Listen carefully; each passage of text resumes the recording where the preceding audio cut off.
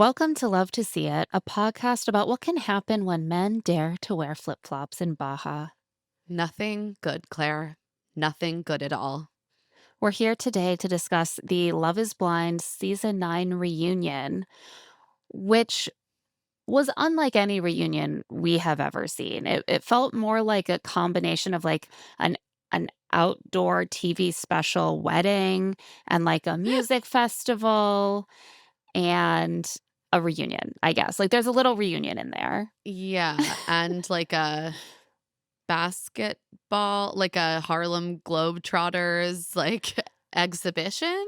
Yeah, they were just like, "What the hell? Let's see if Chris Paul is available. Get him Yeah. on the blower. Get his agent on the blower He right now." is. He is, and he's He's a fan of Love is Blind, which relatable king. So we open at an outdoor venue. I think it's really pretty.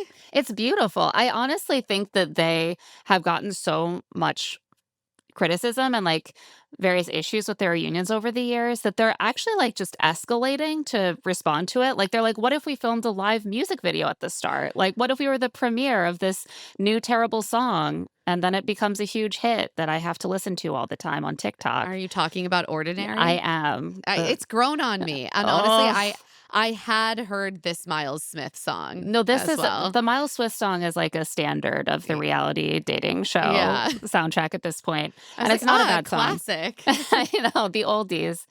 But the Ordinary song I get served on a lot of like trad wife content. So Oh no, yeah. really? I just Oh hear it on yeah. the radio. It's everywhere. Oh, It's it's everywhere. everywhere. Alex Warren, man. Yeah. Yeah, It's everywhere. he really found He the really right broke out people. after Love is Blind.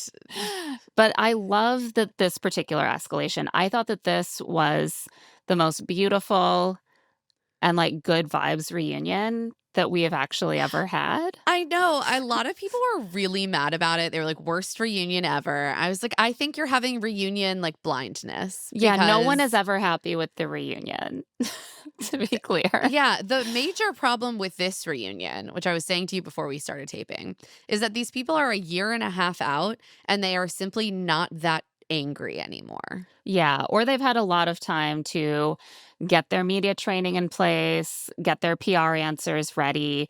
And we're always telling people just say sorry. But come on, obviously, if they just do that, then what do we have to talk about? Where's the drama? Just like none of these people wanted to say their piece and they wanted to be done. Yeah. They're not that charged at each other. They've all moved on. It's very different than when you're less than a year out from filming. Yeah. You might think it would be extra fraught because there were no weddings, but I think actually the fact that there are no weddings to check in on took out no marriages to check in on took out some of the tension. Yeah, I Um, think that's a very good point. Like, there's no one we get to check in with. It's just like, you're all broken up, but like, sort of friends. right. The check in is like, are you all dating someone new yet?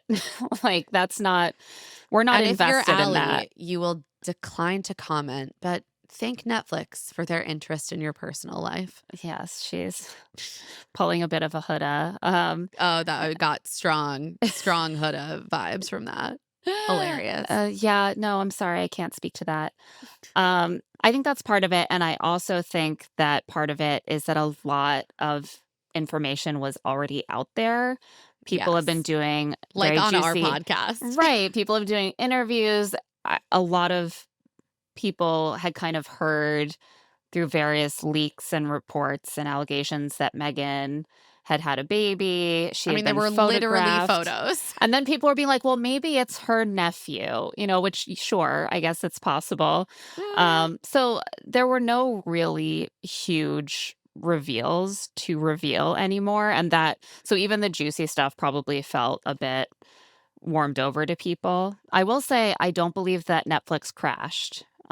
So maybe taking out some of the excitement of the Makes reunion. for a more functional experience. It's true. I reloaded my Netflix at 9 p.m. The episode was there, and it did in fact play all the way through. See, you just need to make people a little bit less excited about watching the reunion. No one got married. You already heard all of the gossip on podcasts and in the tabloids, so it's fine.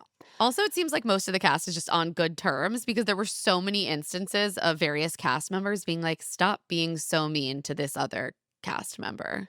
Yeah. Please. She's an amazing woman. Like, not for me, but she's amazing. I think that's Forgive Mike. Be nice to scammer Mike. forgive never. I will never forgive Mike, please. I think that like the outdoor venue and the live music played into this sense that this was less a reunion about really airing really fraught conversations and hashing things out and more sort of a celebration of all the memories from Yeah. season 9, right? It's like, let's play a little Yes. music and we'll all sit under the beautiful greenery and we'll be like, would anyone like to reflect on their experience and what they learned? And then we all cheer. Like, that's kind of more I the mean, it's for- actually wild that we spent so much more time on Casey and Patrick, for example, a couple who did not make it out of the pod segment, than we did on like Ally and Anton, or who made it to the Jor- aisle. yeah, or Jordan and Megan, the couple that the show literally ended on their breakup. Yeah, no, it's just, again, because they are moved on. So let's Yeah. go couple by couple and break down some of what we saw. Oh, sorry. One last thing I wanted to say. What did you think of the choice to have them walk down and getting introduced as Miles Smith was playing? I've Honestly, never I seen was anything like kind of that. into it. I was like, this is cinema. Give me some visual interest. It was so dramatic. It was kind of absurd, but the lighting, overhead lighting can be so harsh, Yeah. so bad. They all looked No, amazing. the lighting was giving wedding.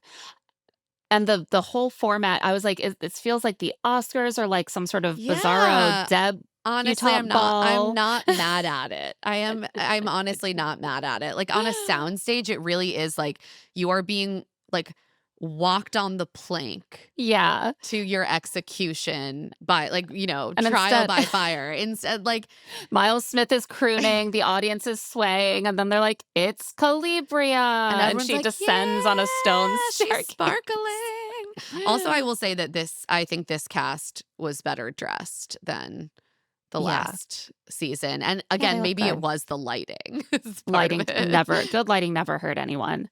So yeah, sorry, let's get into things. We start with Megan and Jordan. And Vanessa asks why Jordan thinks she ended things with him and if it maybe had to do with her lifestyle being more lavish than his. And Jordan's like, well, she's right here. Let's ask her. But he doesn't really seem to be saying it in a rude way. And Megan is like, yeah, that was a big piece. I wish I'd given him more grace for being able to get there eventually, by which I guess she means get to being super rich. But she's like, I've dated potential in the past, and that did like give me pause. And Nick brings up that Jordan said he regretted introducing Luca to Megan. And Megan admits that that really hurt. She starts to tear up, but she's also like, I do get it. Luca is Jordan's world, and I'm still very grateful that you introduced me to him. And Jordan is also not trying to really get into it with Meg. Like, it's clear that these two still have an immense amount of respect, which I think for each other, which I think was obvious in the tenor of like Jordan's interviews that I had heard. Right. He had already given interviews basically Right. saying this, that like, it's not about Megan as a person. She's wonderful. It just was unstable for Luca for me to introduce him to a future stepmom, and then suddenly she's gone. And I wish that I had not gone there for that Right. reason only. Right. And Meg completely seems to appreciate hearing this. And he's like, Megan's an amazing person. And then Vanessa, of course, brings up the comment we saw Megan make in the finale about how maybe she wasn't cut out to be a mother. And she's like, Jordan, what do you think of this? And of course, Jordan is like, I disagree. Megan would make a great mom. Would have And actually been hilarious drama if he was like, that. I agree. She would be a really shitty mom. it But would no. have been. He did already know that she was a mom. So I Right. just, So that would have been an even wilder choice. But Yeah. no, he's like, I think she would be a great mom. And then Megan says that at the time she was questioning a lot of things because it was so emotional, but she no longer feels like she's not cut out to be a mother. And she says she has a little bit of a surprise. She is a mom now. We know. Nick Lachey says, what? In a way that doesn't seem surprised at all, but everyone else does seem genuinely very surprised. Oh, yeah. I mean, we learned that Jordan and Casey were the only people on the cast who were aware. Right, like, all her friends in the cast are like, "We were really close. We were wondering why you like, stopped responding Yeah, to Allie, us." l Allie the seems the look upset. of complete shock on her face. Yeah. Yeah, so they're all shocked. She had, like, a baby shower and kept it quiet, somehow. No one was allowed to have phones, and then Nick turns to her partner in the audience and is like, "Oh, she kept that under wraps. You better be careful with her." Like, I don't know, What? she's too good at keeping secrets from the That world, so that she's going didn't to make be sense. unfaithful, I guess. I Um also enjoyed that KB immediately turns to her and is like, "That's why you got so thick." They're all, like, laughing and Uh, laughing. yeah, so she had a baby boy at the time of the reunion. It was 2.5 months ago, and his name is Brooks, and her partner, Paul, is in the audience. She says basically they started dating in the summer, they got pregnant very quickly, like, a few months into dating, and they made it work, and they're very happy. He has a perfectly round bald head, like a cue Yes, I ball. did listen to the beginning of her interview on AD's podcast, and she said they have, like, an 11-year age difference, so I think he's, like, 46. Okay. Um, yeah, so I think that, like, I saw a lot of people arguing about who was at fault in the Jordan and Megan debate, like, on social and, like, in fan forums, and, like, I just kind of still don't really feel like there's any fault to go around here. I think they both I wanted it to work, but agree. I can't fault them for not compromising on what they didn't end up wanting to compromise on, and I think the idea that Megan is not cut out to be a mom because she didn't realize how challenging it would be to her to step into kind of that bonus parent role is unfair. It's very different. Like, she was stepping into a situation where there are 2 people who have already kind of decided how they wanna raise their son. She's not gonna Exactly. have decision-making power over that. The It's routine is conflicts. already set, and she Yeah, doesn't have a say in it, fair enough, but right. that is a different thing than becoming pregnant and making all of those decisions for yourself. Right. And that doesn't mean there won't be compromises coming for her, but No, she gets to kind of which ease she into has them. Like, said. there were huge compromises for me when I had my first son, but how different would it have been to suddenly be like, now I'm kind of at the mercy of the parenting plan of this 5-year-old who is not my child. Like, it's just a very different situation. It is, especially as we said, I think at the time, on such a quick timeline. And Yeah. she also said on AD's podcast, she was like, obviously the way I structure my time has significantly changed. And, Hmm. now that I'm a parent, like, she's like, I did spend a lot of my life before, like, prioritizing the things that, like, I wanted, which again seems fair because she was only taking care of herself.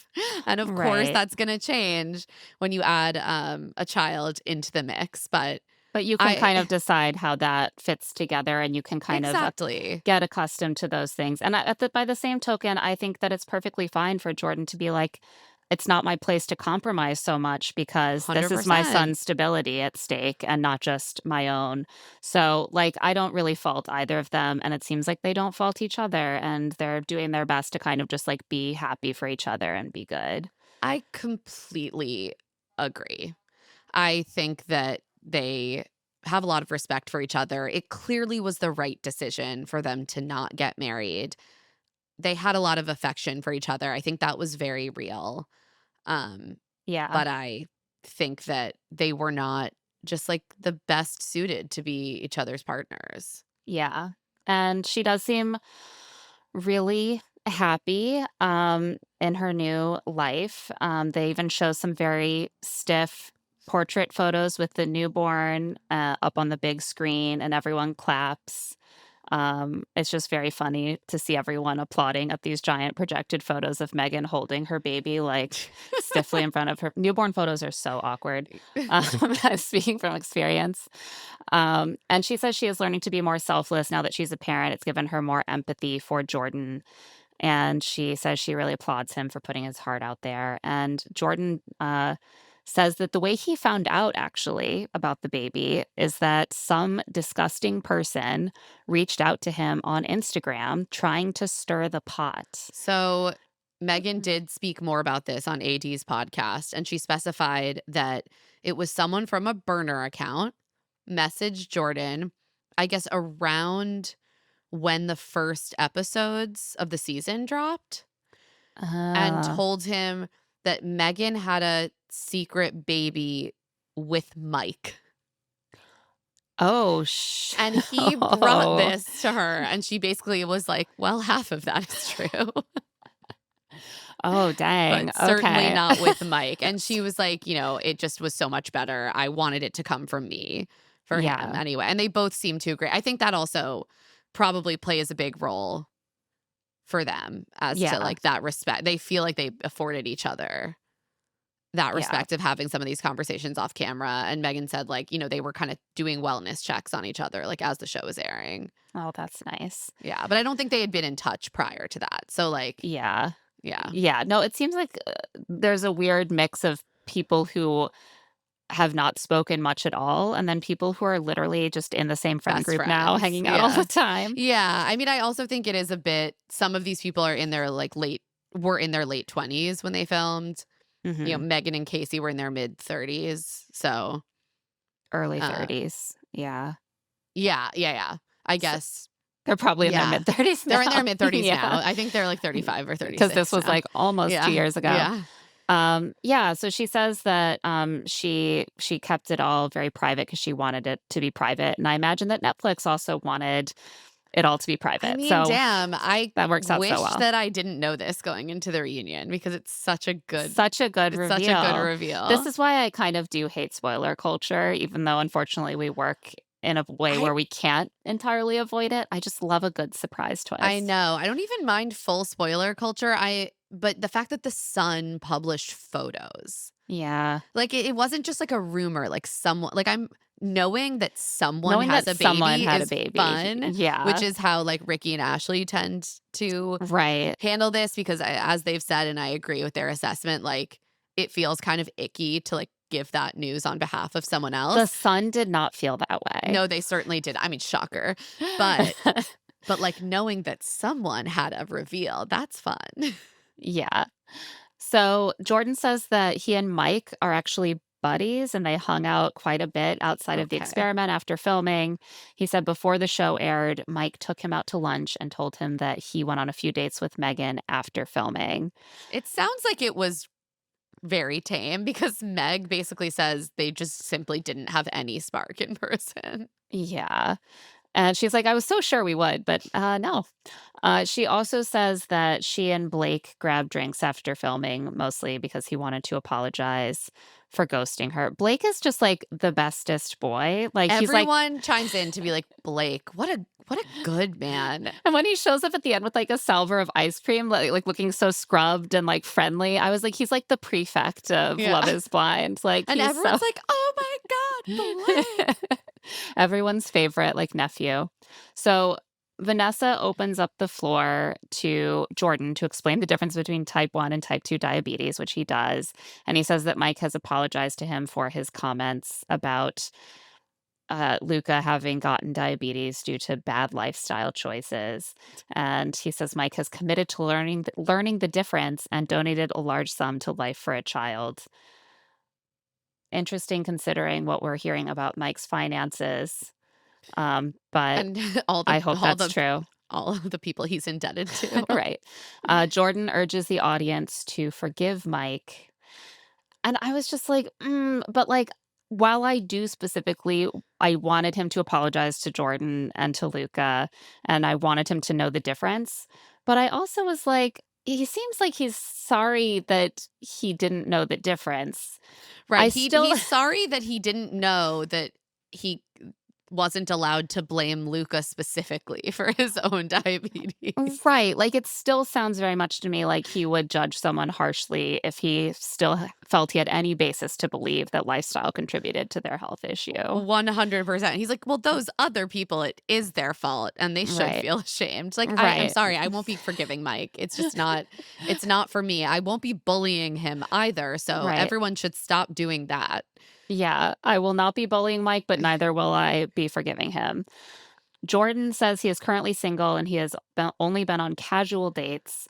However, he has not parted ways with Crystal Light chicken smoothies. I'm just saying, I know correlation versus causation, but Has he considered his dating life might be better if he stopped chugging chicken every morning? I mean, it's not gonna get better now that everyone knows about this in advance, you It's know? it's just He deeply upsetting. and he's like, "The chicken is cooked, guys." And I'm like, "We know that's not the That is not the problem." problem. It's still being blended into a gritty soup with Crystal Light. I'm not Why is okay it with it. sweet? Like, I just can't get past this. Everyone starts teasing Jordan about his chicken smoothie, sculpted hot bod, and Vanessa calls out a woman in the audience she thinks has been too horny for Jordan. She's like, "That one's been hot to trot since Miles Smith came out. We gotta keep Calm an eye down, on her." Vanessa. And the camera, like, focus. I Like hope that. this I hope these the audience members were compensated for being called out. Honest, I'm sure they were not. On that note, we're going to take a quick break. And when we get back, we will get into the Patrick and Casey of it all. And we're back. So let's talk about Patrick and Casey. They come on stage. Previously, it was only the former couples who made it further in the show than Patrick and Casey did. And Kate also comes on stage. But first, Patrick and Casey talk. Vanessa asked Patrick how it felt watching the end of his relationship with Casey back and being able to see all of her interviews with producers. And he says it was slightly hurtful. He had sort of heard about what she had said, but to actually see how it all played out and see exactly what she said um, was cool, but not cool, just because he finally knew what happened. And Casey interjects here. She's like, "I don't think it was cool. It broke my heart watching it back. I was just trying to protect him." And people in the audience start loudly being like, "Oh, geez, come Yeah. on." Seriously, are they all mic'd? Like, are they extras? There was so much audience People just, are like, oh, God, oh. Casey, shut the fuck. I mean, they didn't say that, but it was close. And she's like, "I know no one's gonna see it that way, but it's true. I do care about Patrick. What happened is that I knew the attraction would not grow in the timeline of the show. With the time pressure, with marriage in such a short time, I just knew that wasn't enough time to get to where I was all the way to where I needed to be. But I wasn't sure if it could maybe grow back home in a less highly pressured situation." Jordan in the background makes many disbelieving faces, which he then attributes to ADHD. He does this the entire time. Absolutely incredible move. Every time he reacts strongly to what someone says, Vanessa or Nick will be like, Jordan, you have a thought. And he's like, ADHD, ADHD, What does that mean? I don't I don't know You enough about this. you have to make a face in direct response to a quote Yeah, because of your and it neurodivergence. and it doesn't mean anything. Yeah. It doesn't have anything to do with your He thoughts or wants to react reactions. and he does not want to be questioned about it. Honestly, I think his reaction faces were enough, and they're very clear. That's Like, it's so clear what true. he's No, thinking. Jordan is just MVP of this season. Yeah. You can see how he's like, "This is my fun place." Like, this isn't like dad, hard work, and Jordan. This is where I come to, like, get red-faced and silly with my bros. Vanessa asks the other women if Casey's explanation tracks with what they saw and heard. And Madison is basically like, "No, but everyone has their own story." I guess it's hard for I just feel like the end of this ended up being this kind of messy thing where I could see Casey having her own narrative about this that is actually really hard to confirm or deny based on It's outside perception. yes, It's it all got about how she was feeling in certain moments. yeah, no, I think the big problem is just that Casey is really bad at apologizing and really bad at smoothing things over with people, and most of the cast seems to just find her a little bit unpleasant. Yeah. And I just think if you don't have goodwill with anyone, people are not going Yeah. to be generous to your reading of the story, even if in your mind it's true. Yeah. Then we get into Ringgate, and the group seems split on whether Casey should have given it back or not. Ally, who loves women having rings, makes the valid point that Netflix provided the ring, so it's not like Patrick really has a right to the ring. And Jordan then chimes in to be like, "But why keep it?" Casey says she kept the ring because Patrick told her she could keep it when they met up in the hotel lobby. And he says, well, that's because I thought we weren't breaking up. I thought we were going to go back and try. And Casey says, well, I thought we were going to go back and try. And Patrick says she didn't put in enough effort when they got back. And Casey just seems to feel that he wanted to try too quickly. And if he had been patient for a few days, she would have begun trying. I think But what's odd she thinks about he kind of precipitated the end of things by being too pushy and it initially. feels like maybe they're both correct, but what gets me a little bit more on Patrick's side about the timeline is that they were all going to a group event. Mhm. And so he wanted to have a conversation with her before they were going to see each other Right. in a group. And she basically wanted to like be at this event together, but just have things very ambiguous and like not Right. have to address it before. Yeah, Like exactly. I understand her feeling overwhelmed, but it's also like, well, you're gonna be around each other and you want to go out and be at this event. Right. He was like, we should be on the same page before we're together with everyone. And she's like, well, I knew you wouldn't get the answer you wanted that day because of how I was feeling. And at the event, he came up to her and said, "Hey, what's up, ex-wifey?" Casey apparently was offended by this. She's like, "Oh, it was a joke? Well, it's not a good time for a joke." Remember that because sometimes Casey thinks it is a very appropriate time for Yeah. a joke. And she says she didn't care what they told the group about what they were. So it seems like what happened is they got back. He very quickly was like, let's talk. And she's like, no, I'm not really ready to talk. Let's wait a few days and then we'll get together. He says, well, we have this cast party like tomorrow. I want to know what to tell people about our status. Like, it's going to be weird that we're not on the same page. And she's like, it's too soon. If I answer now, you're not going to like the answer.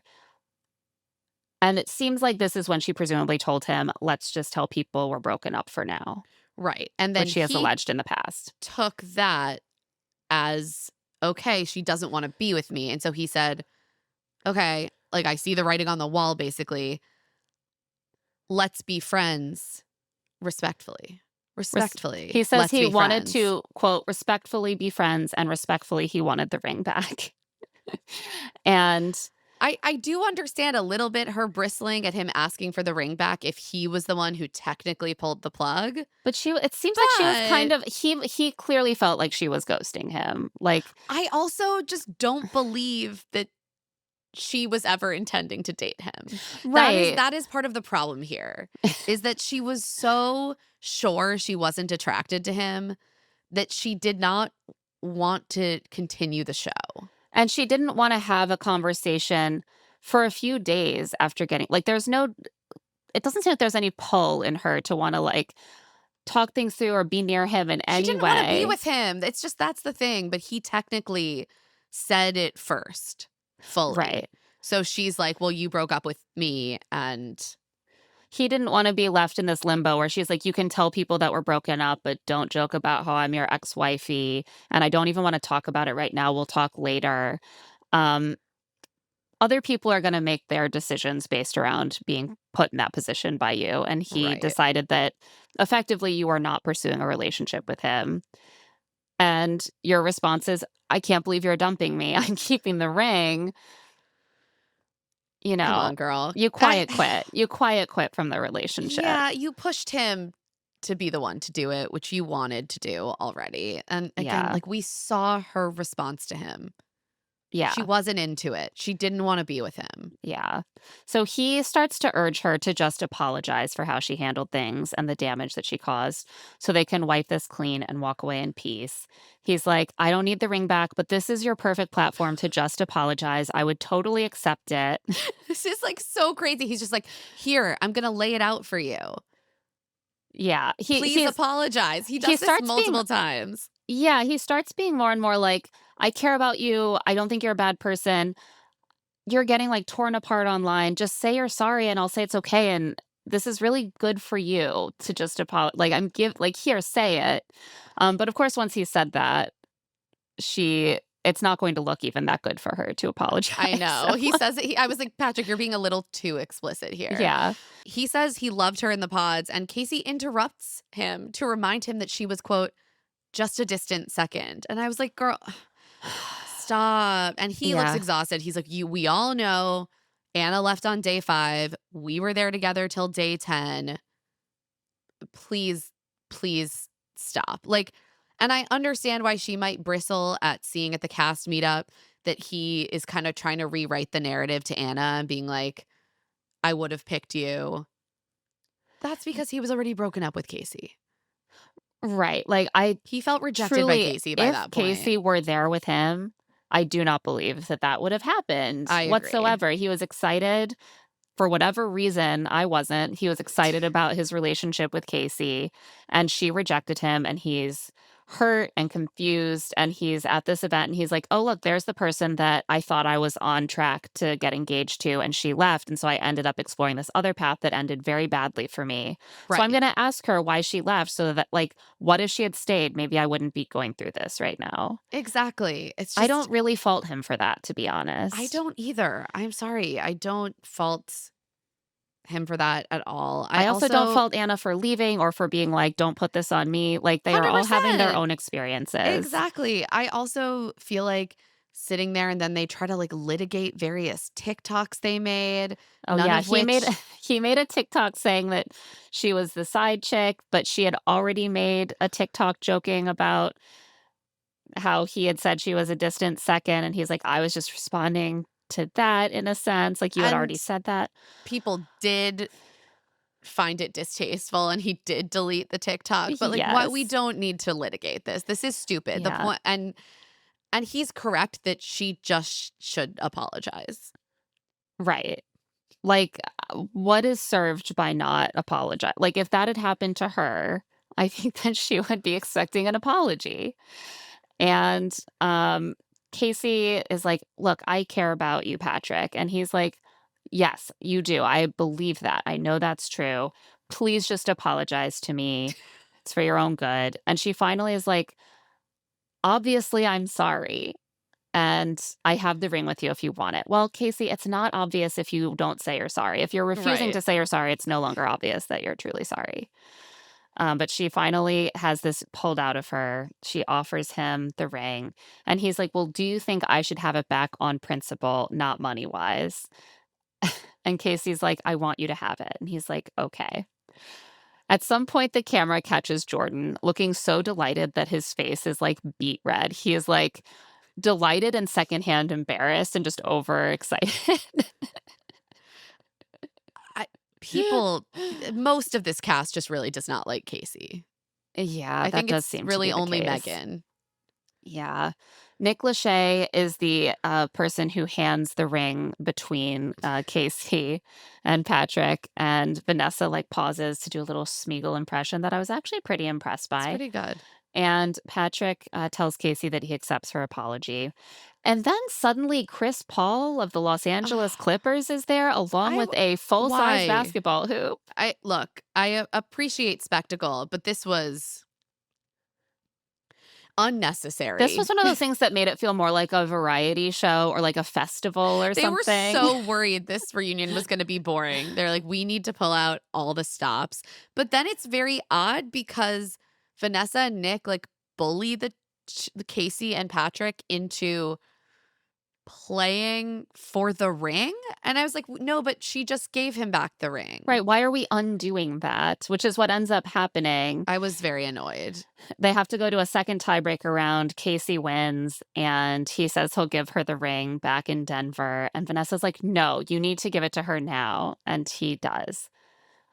I was like, was this all done in a roundabout way because they all agreed that Casey needs to like give the ring back so that people stop being pissed that she still has the ring. But at the same time, Patrick can't do much with the ring because we know they don't have much value.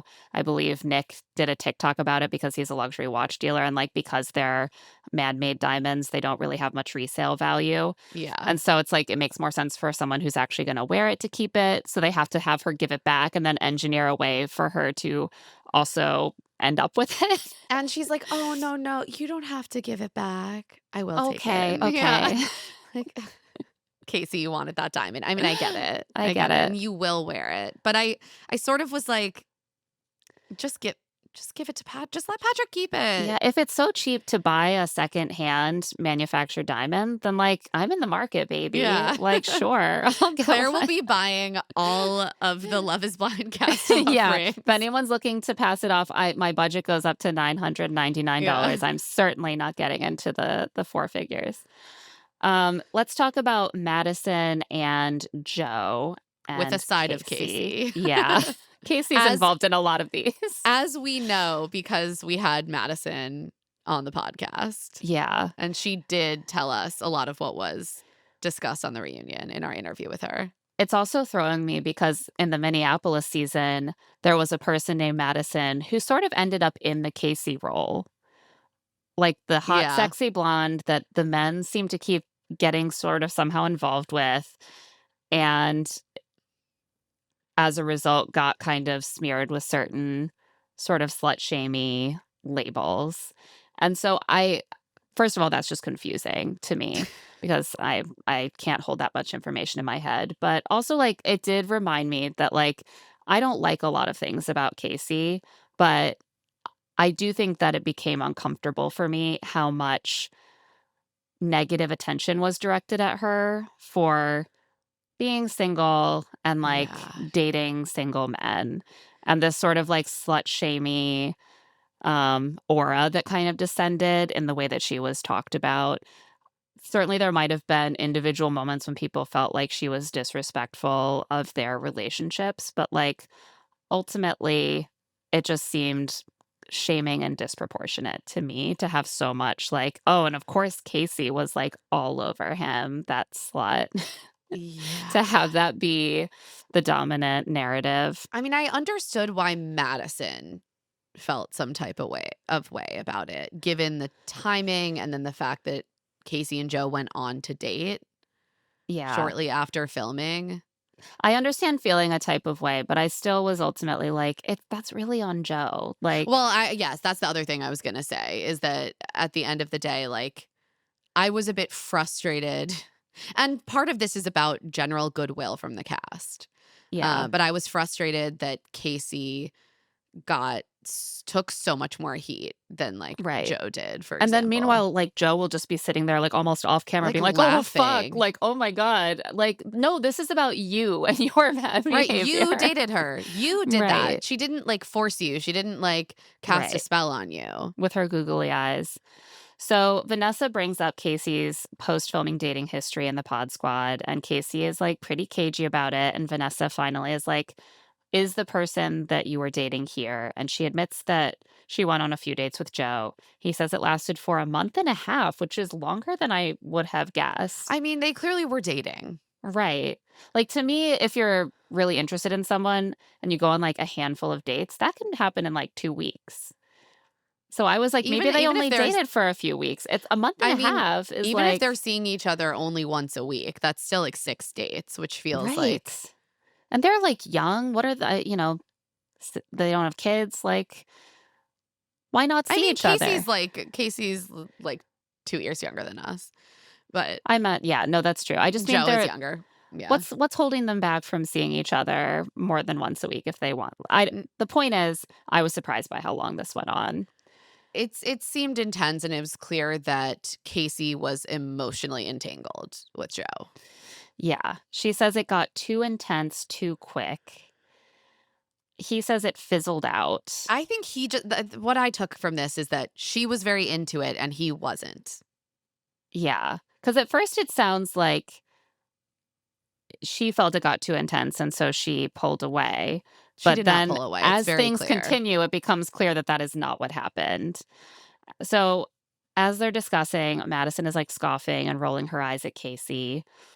Casey and Joe say they were each other's number 3 connections in the pods, which is a level of connection that you could conceivably see explored in a storyline. So Yeah. that's, like, a pretty solid connection.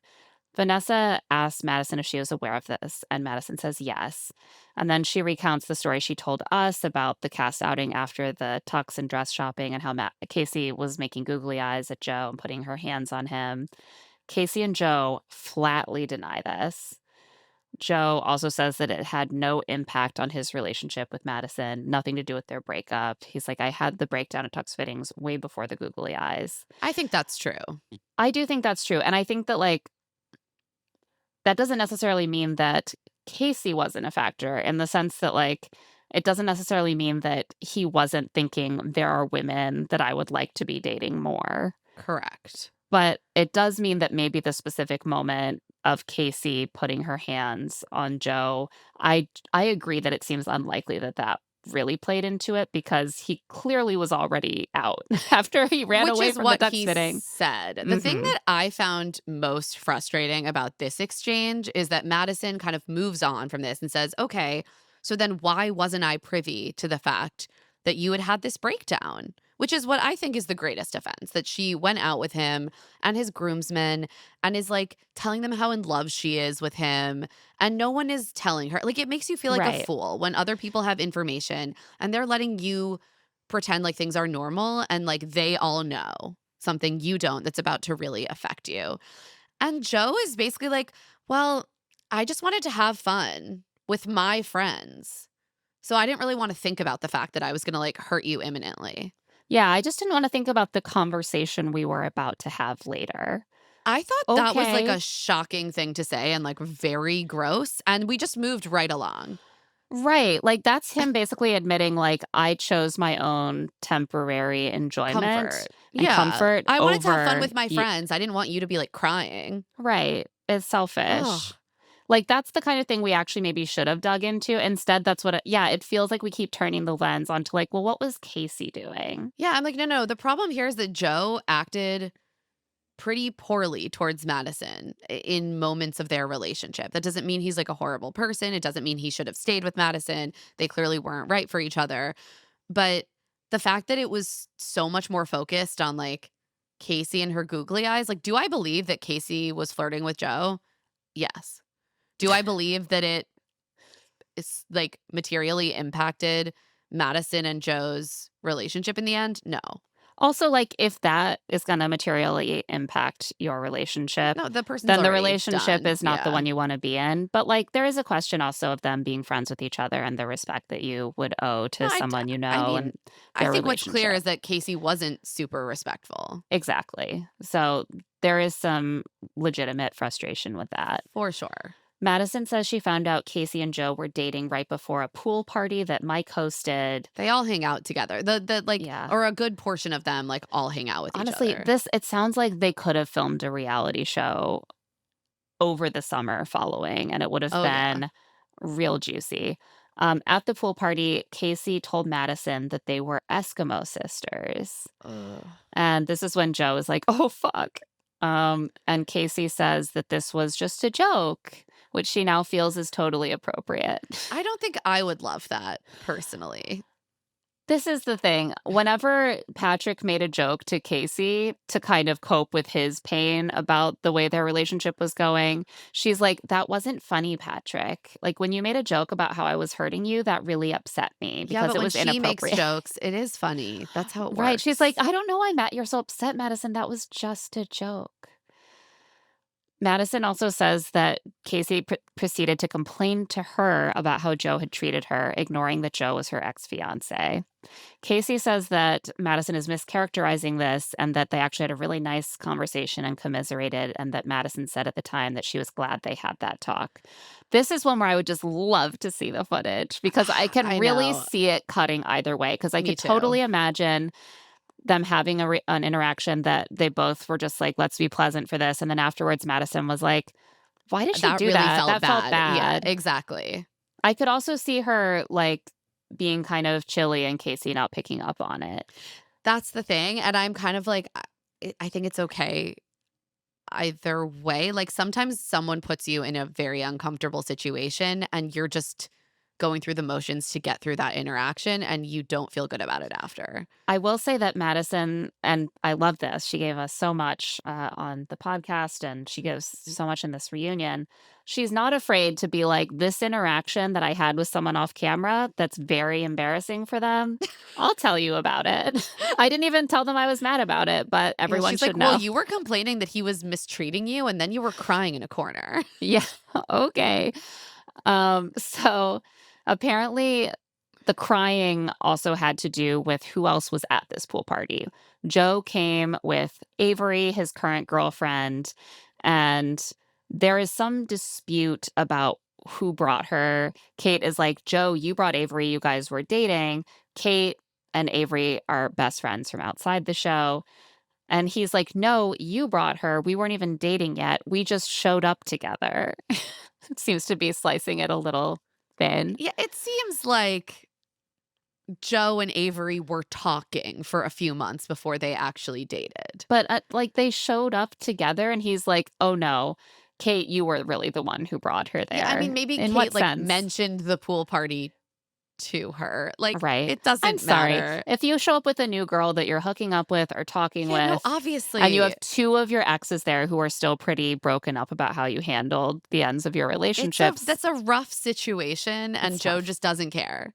He doesn't care, and Because he also doesn't it think it's doesn't on him. materially affect him because he just gets to move on to the next Right. The woman. women are all, like, staring at each other and being like, "Is she crying over him? Like, that's so weird," or like, why is she even here? Like, she shouldn't be here." He's just like, "Doop de doop de doo. It's like, I boop don't ba have doop a ba doop ba doop. girlfriend, and my exes are all fine." Like, Yeah. he doesn't know what's happening. He also says that he and Avery were very rocky on and off for the first 3 months, and like, they were dating, but then they broke up for, like, October, and then in November, they really started dating, and so they've been together, I guess, for, like, a year at this point. Yeah, that is what Avery said on the Reality Receipts podcast Yeah. No, this sounds generally. like hell. It makes me really glad that I'm no longer in my 20s or early 20s. 30s dating and I was like go dating 27, or I don't know how old he is now. Dating men in their 20s was hell. never again. Yeah. Casey says that there was not drama between her and Avery at the pool party, but she really, really liked Joe and was sad about their relationship, and that's why she was at times crying. I will say that Avery did characterize Casey as being kind of inappropriate. Yes, and I think that's So, what she was sort of obliquely referencing yeah. too. Yeah. So, yeah, I think that's what Madison was referencing. It does. Yeah. I mean, Yeah, I think Casey has some social lack of awareness. That's what I'm yeah, gathering, because there's a bunch of different people that seem to feel like she didn't behave appropriately, and she seems genuinely confused. yeah. I do, as we've said, like, sympathize with Casey, and I don't like the way that she's being framed in a lot of this, but I do get the sense that she is someone who has been socialized and trained to kind of primarily focus on the thoughts and feelings of dateable men. And Yeah. if you don't fall into that category, you're just not really a priority for her to, like, notice you or think about how she's affecting you, and that makes it hard to always, like, build up the friendships that you might wanna build. Right. Nick Lachey asked Joe what happened between him and Madison after they ended things on the show, and Joe admits that they got drinks once afterwards, and they got into an argument. Madison is like, "I just wanted to get the clarity that I did not get on the show." And this is not really, it wasn't really an argument. What happened is that when you walked me back to my car, you started tearing up and we made out. And This is he's also like, something she told us yes. on our show. He does admit to this. He's like, yeah, yeah, I probably shouldn't have made out with you. He's just like such a dude where he's like, I repressed all my emotions and didn't deal with them. So then they came out on you at a later date in a Yeah, like deeply 6 weeks inappropriate later. way. Yeah, this is his process. When she is sad, he is remote and feels nothing. Weeks later, when she is calmed down and just wants some clear answers, he's leaking emotional mess all Yeah. over her. Just like, Jesus Christ, This is why Joe. it's so important to teach our sons to access their feelings Yes. and Thank you for doing the understand what they Lord's are. work, I Claire. I hope. I hope. And he says that he feels they went through so much in a short amount of time, and that's just what ended up happening. It hit him at a weird time. And And I believe that. sure. It's just you just wish that Yeah. the men out there had better ability to like process their emotions in a way that didn't negatively impact the women they were involved with. Madison says she still doesn't feel like she's gotten clarity on why he ended their relationship, but she has accepted it. She says watching it back has been very frustrating.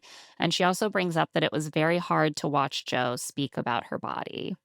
She says that it feels like he blew the door wide open for the public to criticize her appearance, and she's gotten so many gross comments about her appearance. She says, "Your words carried weight, Joe." Joe says that the two of them had a conversation about what they'd gone for in the past, and they both shared that information, and he told her more petite women. But he says it was a very short conversation. It only happened once, and I meant no shame.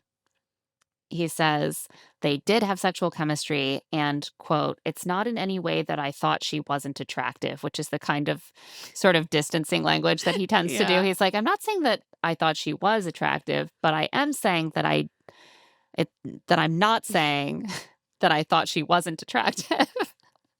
He's like, I fucked her. You Yeah. all know. All we did was fight and fuck. That's what was going on. Like, thanks, Joe. He's like, "I didn't mean the comments in a put down way. I'm sorry if it came off that way." And she says she appreciates the apology. The problem is just that, like, we also saw the stuff he said directly to the camera. It's not just about what he said to her.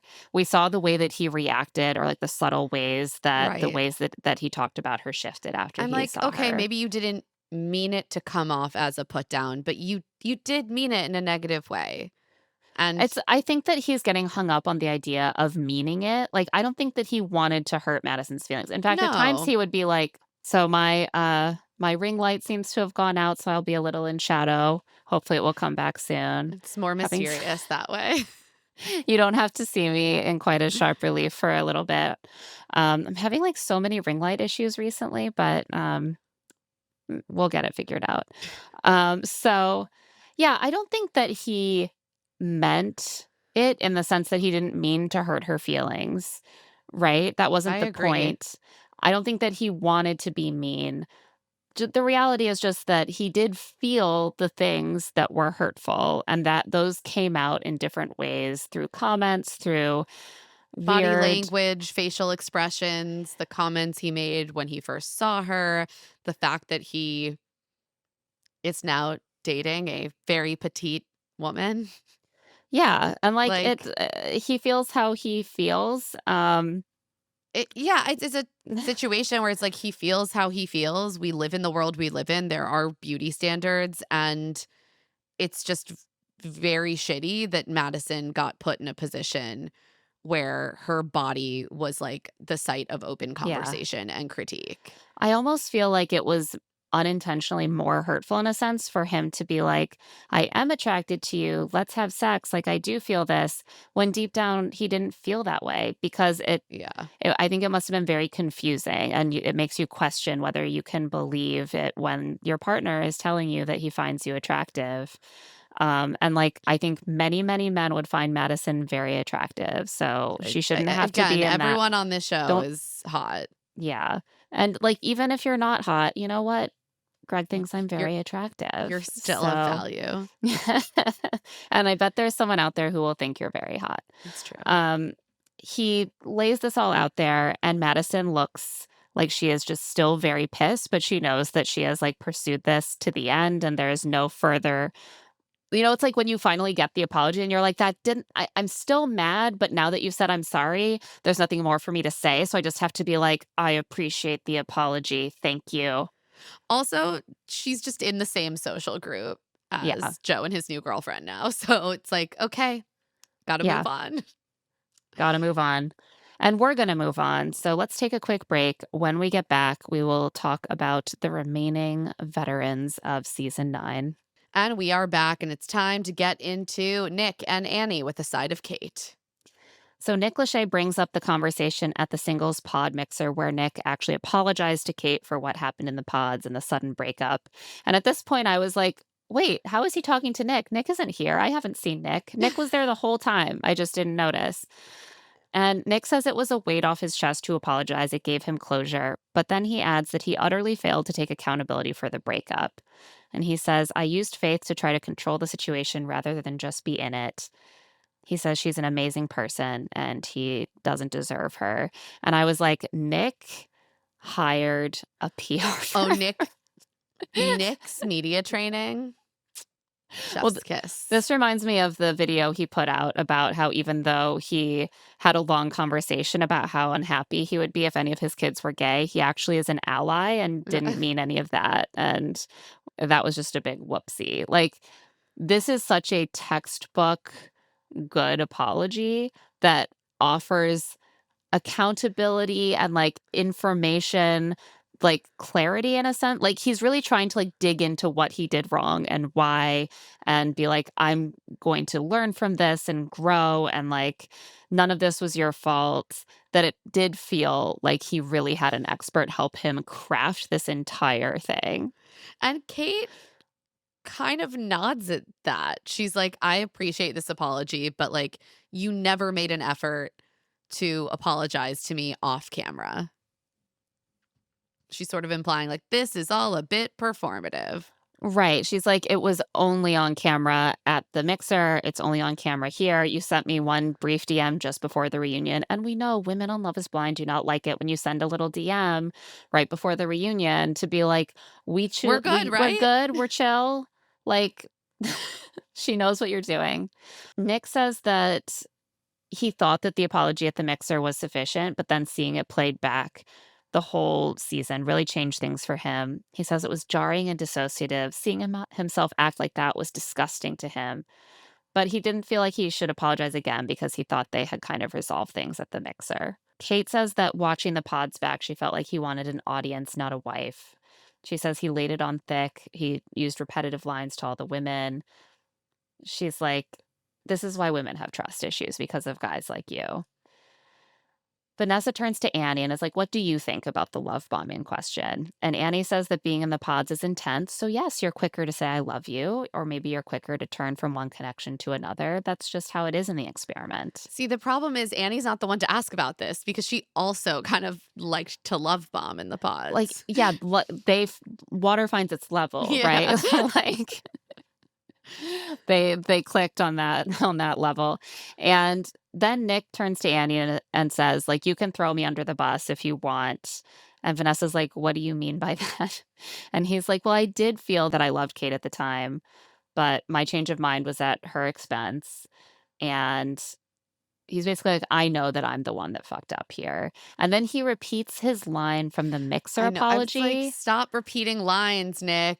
Stop repeating lines. We've heard you say this one before. There's something about using the line, even at the time, it was a little bit like, okay, buddy. Calm down.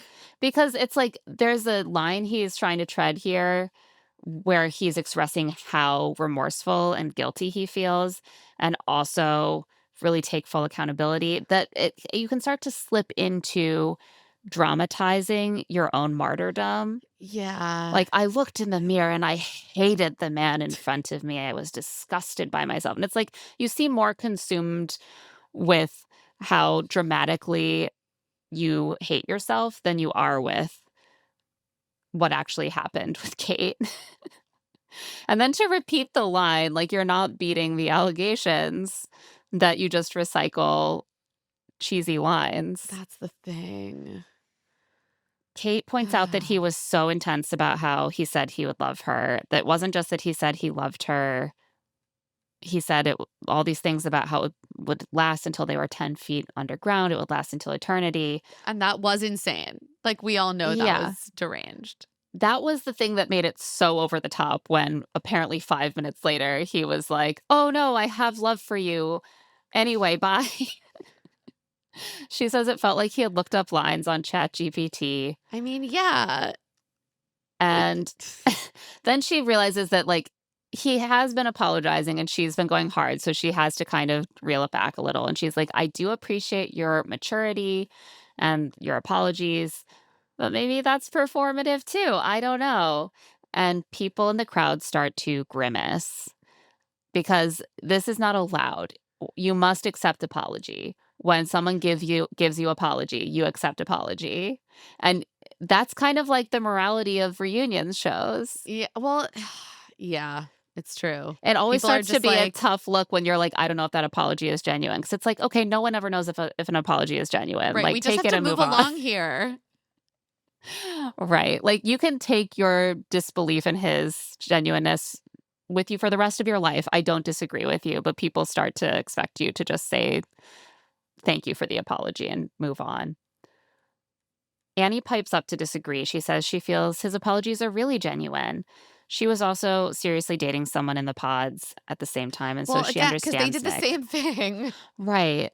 And I think Annie is doing the same thing now. It seems like she also came in really prepared with some well crafted Oh, lines yeah. and Yeah, I think angles. Tatiana messaged us about this, that she was like, felt like a different person. She seemed extremely well prepared to not attract any more negative attention at this And, reunion. you can never blame anyone for showing up prepared. I certainly don't, even if it makes it more boring for me. Vanessa asks Annie about the scene when she seemed to be refusing to let Nick break up with her. And Annie says she thinks she was chasing the feeling of being in the pods when you're like so excited to be with someone and have a future. She didn't want to give that up yet. But watching it back, she says she can see herself forcing the entire relationship. She says, I was willing to carry the burden up the mountain and make it work. Like a more successful Sisyphus. And she's like, that's not the marriage I want. And Nick is like, okay, so then why didn't you let it go? And it's like, well, Nick, because in that moment, you don't have that perspective. You're just like panicking. And Annie says that she wanted to try a little bit more. And this seemed even more PR trained to me. She almost like pulls a perfect interview response. Yeah, she's like, "Oh, I have this core flaw and I just believe too hard. I believe too hard." Yeah. My biggest flaw, I guess that such a perfectionist, Yeah. that it's very hard for me to give up trying to make something perfect. And the Lachey's ask her about her texts, and she says that when she was texting someone during the breakup, it was her best friend, Haley, who was about to book a flight to come for dress shopping, which was in like 2 or 3 days. Yeah, that makes sense. Yeah, basically being like, I feel like it's not happening, so don't come. And they ask if she regrets choosing Nick over Brendan, and she does not. Then Lachey asks Nick, the luxury watch dealer, if he wants to clear the air about all the shit that Joe talked about Nick. But this seems chill. No one wants to fight with each other. I know. I was like, N- even like Jordan, I was like, I feel like Mike said some stuff on camera that I would still be mad about. But they're And just like, Jordan is we're like, buds now. Who cares? Like, Nick is like, I told Joe we're cool. And Joe just profusely apologizes and is like, I hated watching that back. I don't know why I said that. I was close with Brendan. yeah. That's it. And Nick is very much like, I have self-reflected and I alienated myself from the group.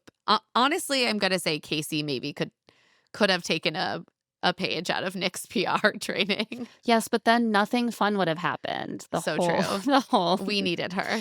I will say that I think that overall the Lachey seemed more prepared to actually explore every issue. I didn't always agree with their emphases, but I felt like I had less often that feeling of like, oh, they really dropped a thread here. They Yeah, should the have followed up one on big that. thing, which we'll get to, is that I feel that they dropped the thread on Anton's relationship with alcohol. But that was really the only like major gap. Yeah, and I like the way that we talked about how there was more focus on Casey's behavior in the Joe and Then Madison Joe's, situation yeah. than Joe's. But like that being said, there still is just like not that much fresh in this reunion. There's And like basically nothing fresh. everyone came like fully healed from these relationships because they were like a year and a half ago. And ready to just be nice to each other, and that's gonna take a lot of the oomph out of a reunion.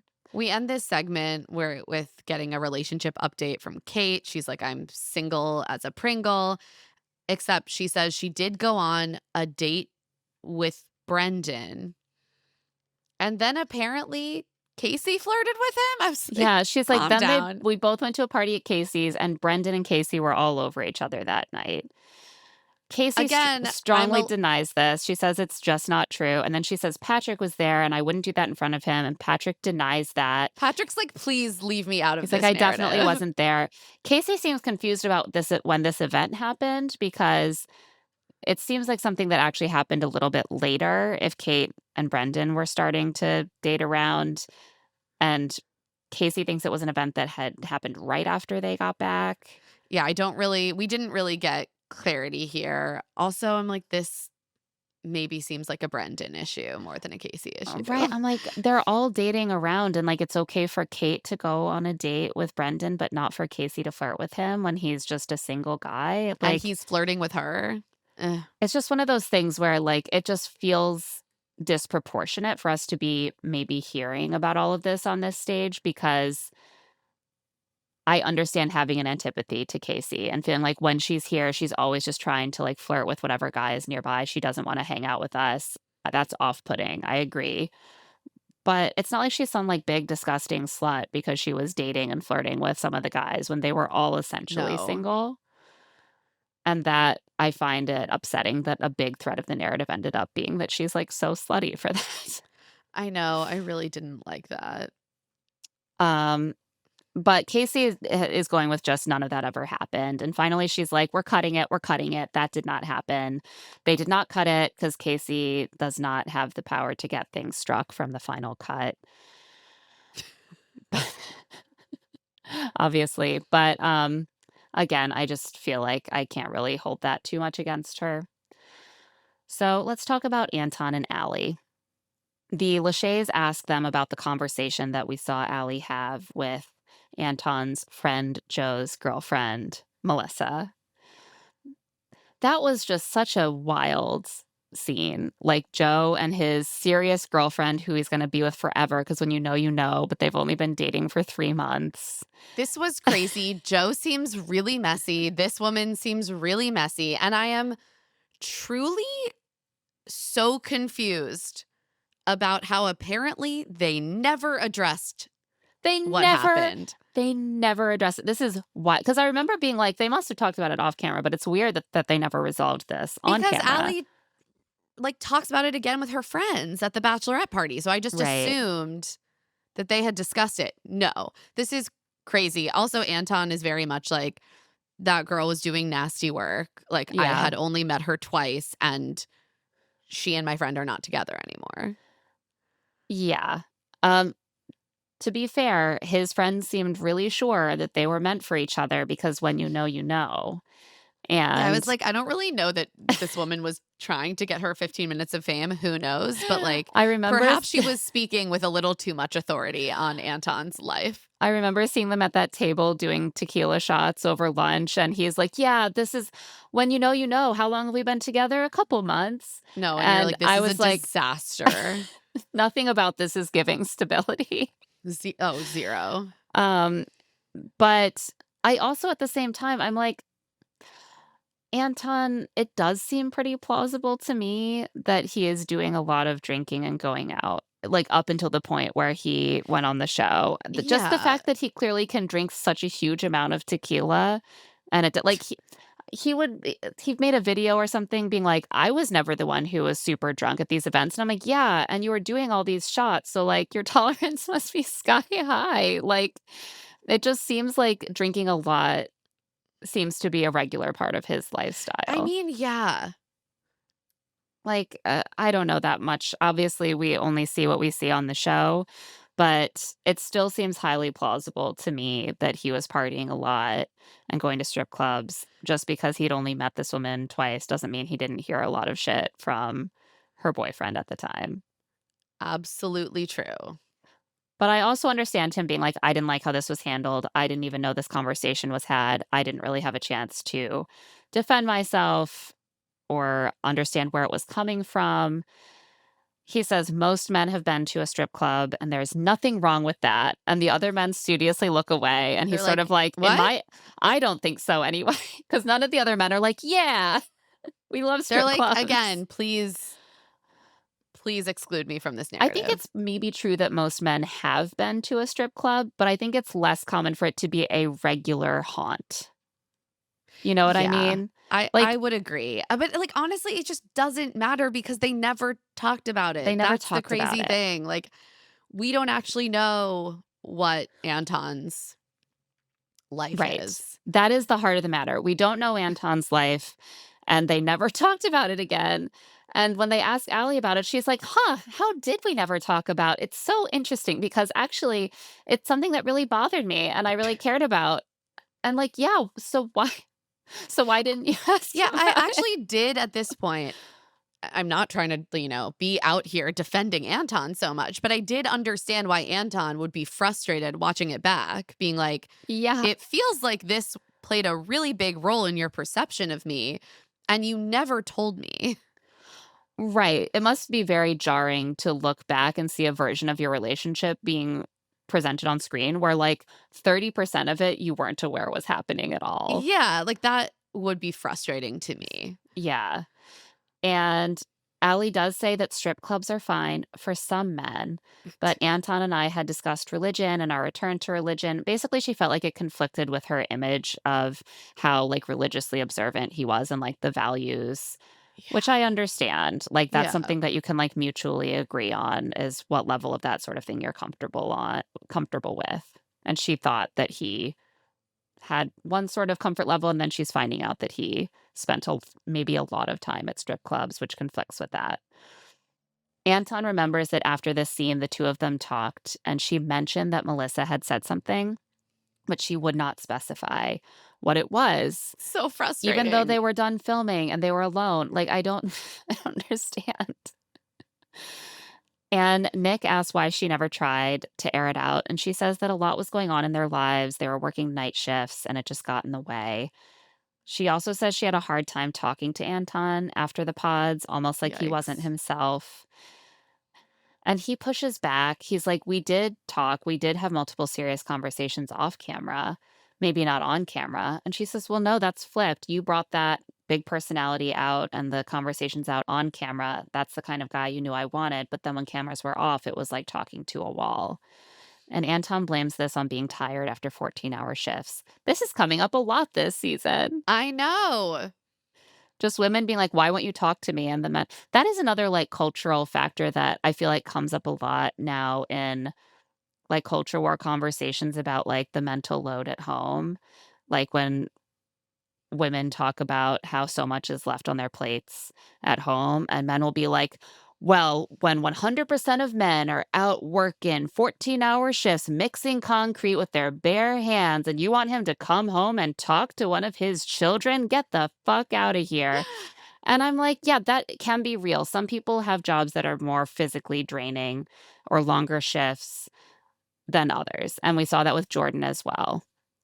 I was like, a 14-hour shift is a long shift. She also works long I shifts know. and is Well, drained I after saw them. someone in our Substack chat be like, I have empathy for this, but I still find time to have warm greetings with my partner, right? Like, you can be Yeah. exhausted and need recharge time, need to eat, watch some TV, take a nap, but still be like, hi, how was your day? Yeah, you need to find a middle ground. And also, I think, again, there is always this, I think, a lot of understanding that men work hard jobs and they need rest and to not be bothered. But when women work hard jobs, that is not taken into account in the same way. It's like you should still be doing the same amount of cleaning up around the house every day, even if you're coming off a long shift, because that's the woman's work. You should still be pleasant because what a woman can't be cold to her Unpleasant. husband. So that's how there's this idea that I think is being spread to sort of justify the idea that women shouldn't expect more from men at home because all men have these incredibly taxing jobs and all women are just at home being provided for and it's their role to therefore accept being ignored and to do everything at home. So I just think it's interesting that that came up a lot this season. Yeah. Vanessa also asks about the concerns that Allie's friends raised at the bachelorette party about money and, like, I would argue not just money, but like social class and position. And Allie insists that no. She's like, look, my friend Daria, Anton, myself, we all come from these cultures where men are considered the providers. Mhm. But I in no way expected to just be a full-time, like, stay-at-home wife and mom. She says the plan was to continue her career, but she needed that support financially while she was going back to school. And she says that she also had plans to, like, be present and raise her kids at home. So maybe that would involve, like, stepping back from the workforce. At that time, I'm unclear, but she said, like, Anton and I had the same vision for how our Yeah. family would be structured. I do also know that, like, sometimes with shift work or work from home jobs, people find different ways to say, like, I'm gonna be at home with my kids. I'll work at night and then I'll be with the kids during the day somehow and find time to sleep here and Like, when are there, you and sleeping? vice versa. I have heard of people figuring those things out. So Yeah. maybe there's some similar component to how they wanted to handle things. But regardless, she feels that that was a valid concern, but it wasn't what kind of made the decision for her. And Anton is just like, yeah, hearing that felt not good. And it made me feel not good. Fair enough.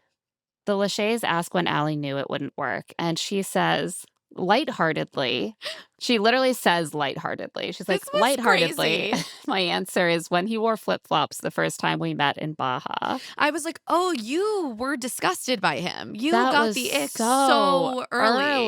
early. I had no Oh, I was like, idea. "Wow, this is so doomed. This was so doomed." She's like, it's still stuck out to her. She's like, "I've been carrying this with me for a year and a half. Yeah. His toes were out and She I says was the piggies repulsed." were out or something like that. And the Lachey's are like, "So was the issue like the flip-flops specifically or just his feet?" And she's like, "No, both. It was horrible. And I hope his walk has gotten better What's since." his walk? Jesus. What do you mean his walk? Was it something about how he walked in I think flip-flops? that's why they did show the walk. He's sort of like, Like shuffling a little bit? yeah, Well, so what he's actually wearing, technically our to me are slides. slides. They're like Yeah. pool slides, athletic slides. They are huge and puffy and black. Whatever. We all have worn flip-flops or pool slides. I do have a friend who was so repulsed by men in flip-flops. She that was like a hard line for her. She would be like, "We're done if I see you in I'm flip-flops." totally fine with I think that sometimes we're too hard on men in the sense of, like, they can't wear sandals, they can't wear shorts, that's not manly. I'm like, "Great. As long as you take care of yourself, show Yeah, the piggies off. I I don't care." agree. But I will say that they maybe were not quite as formal of an option um, for the couples mixer as what some of the others were wearing, and he did wear them to the couples mixer while she's, like, all dolled up next to him. But this was, like, a really harsh thing to say, I thought. I thought this was so mean. I know, I was kind of shocked, and she has this way of saying these incredible, like, stab in the heart things with this angelic smile and giggle, like, she has no idea that she's stabbing you in the heart. I But I was like, "Allie, would that not cut you to your very core to find out that he was repulsed by you on day 1 and he continued the process to the very end as if there was any real chance of it working out?" I I mean, Allie's not worried about offending Anton, obviously, because And then to be like, "I hope he's fixed it." And then the Lachey's even have to step in and be like, "Or maybe someone is out there who loves his walk the way it is." and speaking of that, he's been in a relationship for a year. Yeah, her name is Miranda, she's in the audience, she's beautiful. Congrats to Anton. I'm sure she has many other wonderful qualities, but she does not speak. She just sort of waves and smiles. Allie, on the other hand, has a very PR answer ready when she's asked about her love life. As we said earlier, she pulls a Huda. Yeah. She appreciates any interest in her personal life, but she'll be keeping it personal. This is actually like what a company would say if Yeah, you I was like, this we is a appreciate your crazy interest in answer. our we appreciate your interest in our new Like, line of Allie, bath just soaps. just say, I'm trying to keep my dating life to myself for now. It's so odd to say it in this way. It's so formal. I really laughed hard. Yeah, And no, they're all this kind of like, oh, okay then. Moving on to Ed and KB. I think actually instead of a PR firm, she took her cues from like stock responses when you email a company and they're like, "We appreciate your interest in our products." At this time, that information is not available. Oh. Let's move on though to Ed and KB. Let's do it. You can tell that everyone, or specifically the Lachey's, are trying to be like very sensitive about the way they are approaching this conversation. Yeah. There's been a lot of conversation about Edmund, whether it was like really a fair position to put anyone involved in this relationship in. Yeah. And they're both like I think KB especially is visibly nervous to even be Yeah. talking about it and she's like saying like I'm nervous and Vanessa sort of tries to put her at ease. And then she brings up that KB said that Edmund was different on and off camera. And KB has prepared a cheat sheet to remind herself of her answers, I guess, and has tucked it in her cleavage. And she's like, I just have a bad memory. It's not like anything other than that. It seems like she made a bullet point list of like things she needs to establish that were Yeah. missing from the discourse about the season. And she's breathlessly running through it. She's like, in the pods, people say we trauma bonded, but we really did become close. I was fine with him crying and sharing vulnerable things, but I couldn't see all the body language everyone else in the audience saw, and that made it different. She says in the real world, it was harder because of that, and also because he would cry at times that upset her. Like if she was angry with him, if she had an issue, instead of being accountable and addressing it, he would drop to his knees, cry, and start going on about how much he loved her. And it just felt like manipulation. And this was confirmed to her after a couple of weeks in Denver when one day he just told her, I'm done with crying. And he was. And she says, but then he kind of became a butthole in a sense. He I was was just being like, a I don't know butthole. what's going on here. Like, basically, she's like, "He told me he wasn't gonna cry anymore, and instead he became an ass." Like, he Yeah. was just mean. And she says he'll be very dismissive off camera. She came to him with more vulnerable things off camera as opposed to on camera. And once she came to him crying and being like, "I just don't feel like myself." And since he couldn't really understand her feelings, he literally, like, waved his hand and dismissed her, and, like, walked off.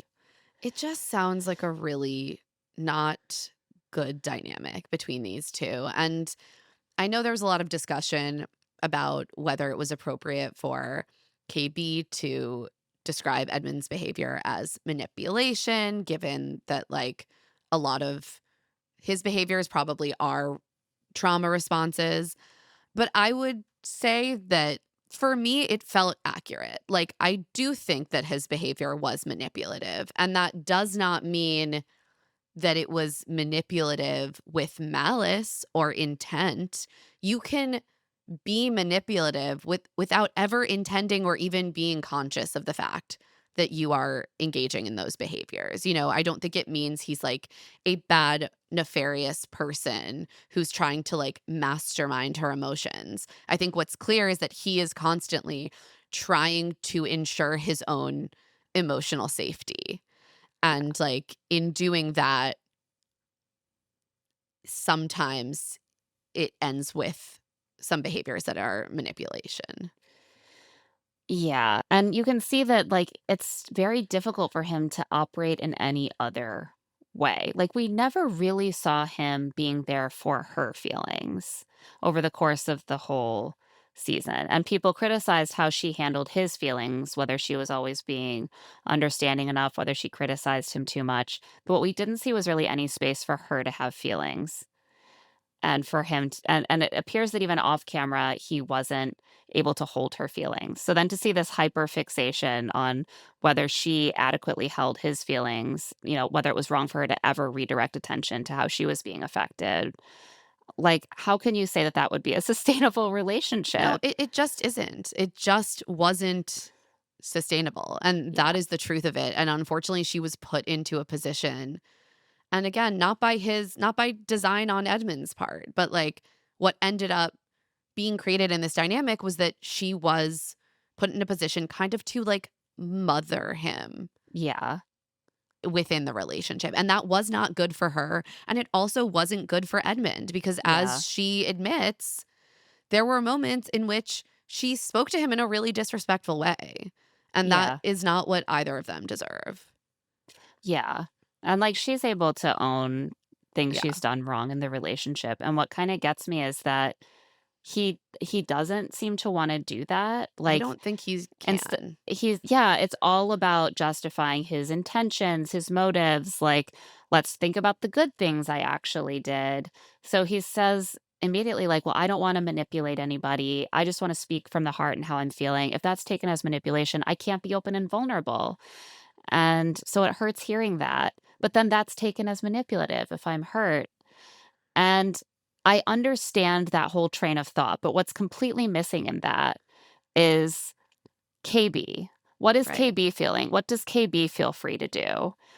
How are her hurts and her feelings of comfort and freedom in the relationship being fostered by him? They're not.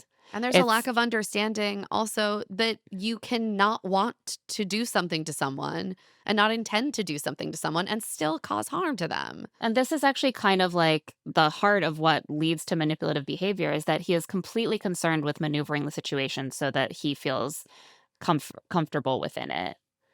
And what that ends with is you try to do what you need to do to return to that space of comfort without actually consider sitting with and considering the other person's discomfort and their needs.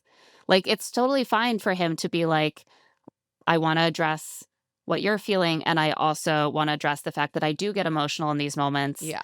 and I don't wanna feel like I can't express my feelings to you. How can we kind of like how can we both feel like our needs are being addressed here? But he never gets to the point where he's at all interested in addressing her needs. He's like, "If I address your needs, then that takes away from addressing my needs, which is not okay." And I just don't think he's in a place to really be able to have like see that dynamic clearly. Yeah. She says again that, like, off camera, he was always dismissive of her, and she brings up that they'd end up getting into it right before filming, and she says, "I would always end up looking angry. I would look like the angry Black woman. I even went to you off camera and asked you to stop doing that and bringing these things to me or getting me riled up right before filming because it was playing into a stereotype Yeah. where I was always going to be the angry Black woman, and I asked you to help me, like, handle things in a way where that wouldn't be the case." That made me so sad. I know. And I think there's also we have to remember that there's like an added responsibility often. We've heard this from a handful of Black cast members Mm, who have been on past seasons. When there is only one Black couple, mhm. there is just an added feeling of responsibility to like represent your community in a way that won't cause harm. Yeah. And so And you can feel that weight that like KB was very aware of that. and something that you also hear sometimes from Black women on these shows is ways that they tried to protect their partner Yeah. because they knew that certain things would be received very poorly by the audience from a Black man, and they wanted to set their partner up for success. And what she's kind of doing here is saying, I don't feel that I was like on a team with someone who is going to consider additional backlash, additional criticism that I would receive because of our race. And that must have been very difficult to feel alone in that. She says that before the rodeo, she was angry because he was choosing to be selfish. He said, I don't want to be late. And she says, in marriage, it's we. And I think that's what it just comes down to is at every turn, he's like kind of unbothered by her needs.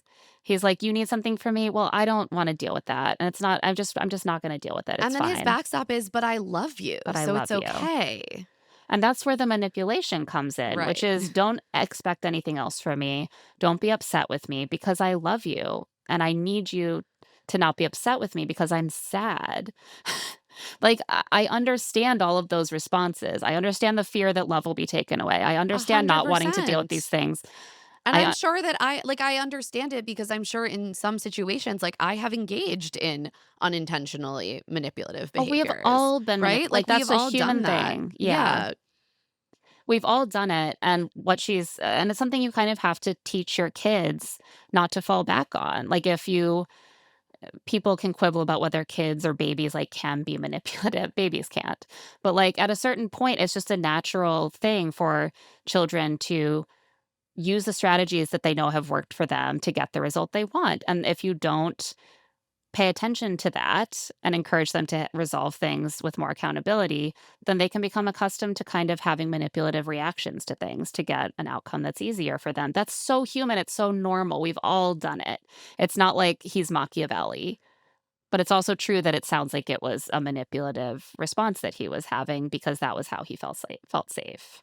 And he does exactly the same thing in this very moment again because she describes all these specific things that hurt her, and he kind of ignores all of the content of it and is like, "Look, I always chose KB, love KB, showed up for KB. Sometimes she was even PMSing." And all the women look shocked and, like, start to they're like, giggle. "No." And he's like, "And she needed space, and I just have to give it to her. I just have to respect that." And I'm like, "So what you're telling me in response to all of her specific things is, I just loved her, and sometimes I left her alone when she wanted." What does that have anything to do with all the specific things she just said? And KB is clearly like, "Okay, I don't wanna continue to get in this cycle, so okay." She has this look on her face that's truly, like, sort of disappointment and annoyance, like, "Wow, it really is just this shit again."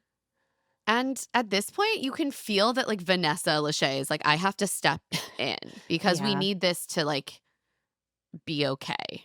Yeah. And so she says, "Clearly what I'm gathering is that there was a miscommunication breakdown. And I'm so glad that you made the correct decision not to get married, even though that was hurtful. And you both came out the other end better and you've grown. And I'm so happy you've grown."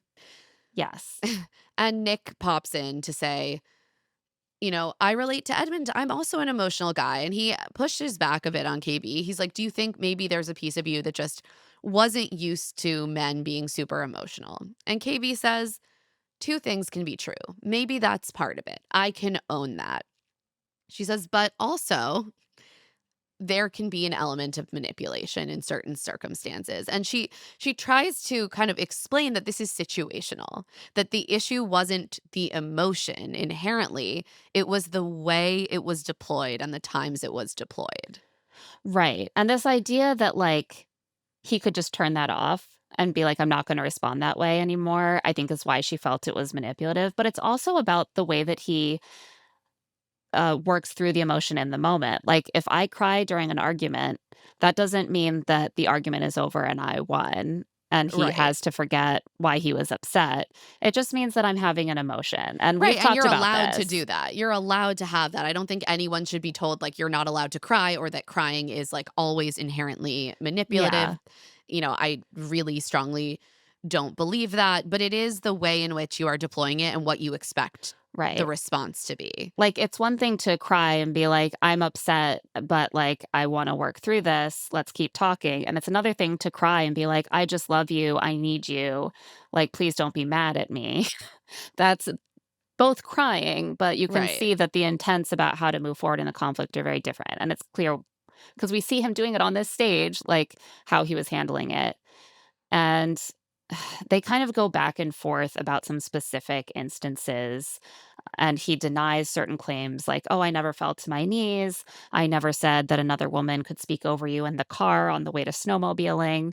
And finally, she's like, "Well, you apologized for how you did those things in the car on the way to snowmobiling on camera. So, am I lying about that?" And he's And finally like, "Well, I just don't remember." And she says, "Okay, fair enough. It was a year and a half ago." And then he starts stroking his eyebrows and saying, "With this whole experience, KB," and this was like KB seems to be unsuccessfully trying to hold back a laugh. Like the Yikes. emotional tenor of all this is all over the Oh, place. it's uncomfortable. He's like, "I was so locked in on you. I think she's laughing because she's like, he's doing the same thing. Yeah, I also noticed that, like, Madison was sitting next to, KB and kept, like, rubbing her back and, like, putting her hand on her shoulder to, like Yeah. in, like, solidarity. Yeah, it was, like, a confusing response in a way, but I think she's just like, this is now probably, like, the 5th time that he has responded in the same way that she is telling him was unproductive in their Yeah. relationship, and there's a twist on it, though. He's not just like, "I loved you, I showed up for you." He's like, "It was hard that I was so locked in on you, and I gave you my best, and then I was seen as manipulative and dismissive and to only have the hard times being noticed." And she just nods. Like, she's clearly kind of done trying to reason with him. Yeah. And again, Vanessa steps in. She's like, Edmund, I think you're just like an eternal optimist. You've had like a very hard life. Maybe, maybe you do block out conflict at times because that's been a survival mechanism for you. But KB is trying to express something that was very hurtful to you at the time. And I was like, you know what, Vanessa? I actually appreciate your read on this dynamic. I kind of think that that seemed completely accurate I to me. agree. I was like, no notes, Vanessa. Yeah, I was like, yes, it's fair to say to Edmund, like, you have had a really hard time developing the skills for this setting because you had to develop skills for a very different Survival. setting. But, like, that doesn't mean that KB shouldn't be able to express things that were hurtful to her. And Vanessa prompts them to say anything left they want to say to hopefully end on a positive note. And clearly, she's hoping that Edmund will pull out some real acknowledgement of how he hurt KB. That does not happen. But first, KB does offer that to Edmund. She's like, I'm glad we went through this together. We talked about this before, I think. She's like, I did love you. I remember that you did ask me to be more kind, and I even asked my mom about it. My mom told me that maybe I am kind, but maybe he needs a different kind of kind, and I had to learn how to love you, and that was a really good growing experience, and I thought that was very, sweet, and she apologizes profusely for cussing at him and calling him names, which is appropriate, because that is not okay, and she's No. like, "You didn't deserve that." And she urges him to never accept love that looks like theirs did because that's not good love. And Edmund Edmund's says, like, "You're right." "You're right." He's like, "Yeah."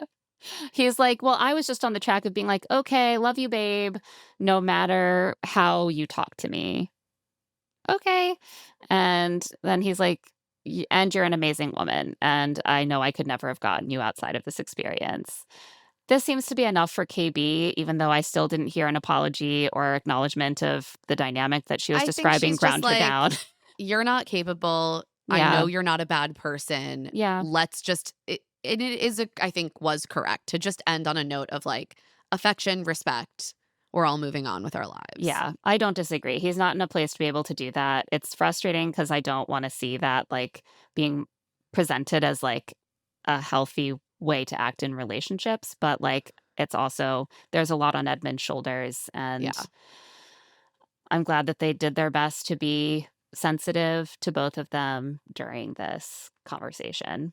We end with a tantalizing offer of chicken smoothies, but instead, it is our boy Blake, the best boy, bearing a tiny protein ice cream container for everyone to share. They each get like one large spoonful. It's to celebrate Jordan's birthday And because it's product placement for Ninja. yeah, classic. And then we wrap up with that little montage of Ally and Anton's puffy black pool slides. So, Claire, it is time for our final friends to enemies scale. Disclaimer as always, this is tongue in cheek. We do not know these people, and therefore it is not that serious. Yeah, I'm like I'm like all over the place here. Can I even start with enemies? I guess Joe is still my enemy. I Um, guess. The problem is they're all quite tepid enemies because I'm just like, go with God. well, I yeah, no longer we're care. like the rest of the cast, we're all like, I've moved on Yeah, we're emotionally. over it. Nick, I'm glad that he came prepared to apologize, but it did feel a little bit canned to me. Gotta, I can say it. Kate can't say it, but I can say it. He's your Um, enemy. yeah. I think he's still my enemy. I don't know. I think he's my frenemy now. I just don't care. I don't I'm just like care, not mad. Yeah, this but is my that's problem. I'm like, um I think that Casey might have moved up to frenemy just because I felt so bad by the you're end like, of she was this. criticized so much that I have to I feel know. bad for her. I'm like, She's like teetering on the edge for me. yeah, Her social lack of awareness is pretty tough. yeah. Annie too. Yeah. Allie. Oof. I'm like, Frenemy. yeah, frenemy. Might have tipped a little bit over to enemy with the way that she came at Anton's toes. Not to defend Anton, but listen, men have toes I too. know, it's okay. It's Look. okay. Um, Speaking of Anton. Speaking of Anton, I think he is. I have to keep him at frenemy because of the Yeah. course of the season. I know too much, but I thought that he Handled himself well handled during himself this well. reunion. No new shocking revelations about Anton. No.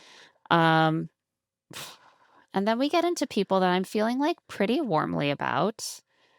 Megan, uh, Edmond, I really like wish for his success. Healing And and success. I'm yeah, just like, he's my friend who I really hope to get more therapy and, yeah, 100%. healing.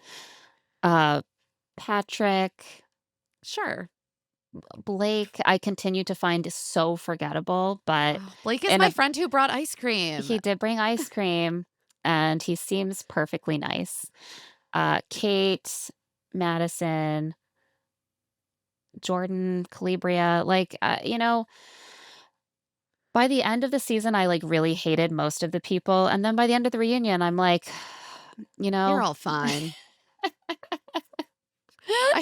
I hold no ill will. but Let's end on a positive note. it's For me, Jordan was the real MVP of the reunion. Mm, I he was. would be perfectly happy to hang out with him. Yeah. And yeah, Kate, Madison, and KB also. There is something that I want to examine in myself about the way that the sort of like frenzy of bloodlust descends over the course of the season. And then sort of the final thrill, of harshly judging these people for their behavior And once then it's you're like, oh, achieved. I just It's want them like, all to be okay. I feel bad about I it know I'm just now. like sitting there panting, being like, what's going on? Like, it's fine. Like, they're just people. No one's perfect.